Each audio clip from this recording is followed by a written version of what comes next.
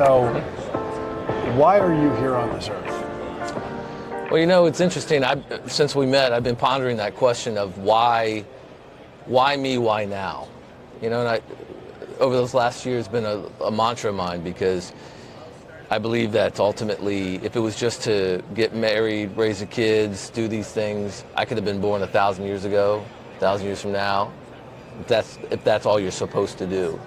So ultimately, I woke up to this challenge, like, why me, why now? Ultimately allowed me to feel more comfortable in this opportunity that the world right now presents to me. And so why I was born, or, that's, a question that I'll like to ask ultimately one day when in the next life. But why me, why now is ultimately this challenge that's posed to me, and I think to any of us, is, the circumstances that you're in you can use ultimately for a force of good. Everything I'm doing professionally, I think personally and spiritually, lends to so many different circumstances that happen in my life. What were you doing at age 16, 17? 16, 17, living in Virginia with my family, still in high school and daydreaming. About? It's a great question, because I always felt like I was inspired to change the world, but I never told anybody because it sounded so silly.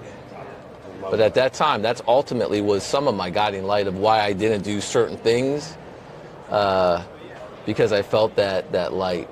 But I didn't really know what that meant. Yeah, so I think that was about the time, right, when you felt that, became aware of that deep inspiration. And for sure. It's like, how the hell teenagers forget it. You're not going to say that stuff, but you felt that light inside for sure, you, right? 100%. And you certainly, expressing that and even understanding that is a different thing than being aware for maybe the first real time in your life, your gift. Yeah. Yeah? Does that feel right? It feels right. And ultimately, what happens is, throughout life circumstances, you're able to go back to that and find ways, because we're human and we make mistakes and we're constantly being distracted. And so it's a daily repetition of reminding yourself of that light, of that purpose that you're trying to discover.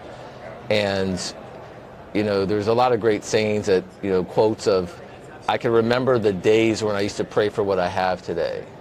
Right, the things we constantly take into granted. We're always wanting more. We're always wanting something. We haven't quite achieved this. Where's that?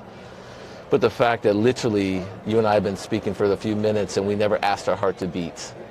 It just does. Or a breath to breathe. Or a breath to breathe, and the air and all. So these sound okay, but it actually, if you really self-reflect on this stuff, it's profound.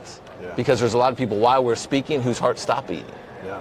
Right, and so ultimately, or those 70 trillion or so cells that dance in perfect harmony. And amazing amounts of gratitude. Yeah, exactly. Yeah. So, that's ultimately, that guide has always been there in every single one of us. We just have to unearth it, so to speak.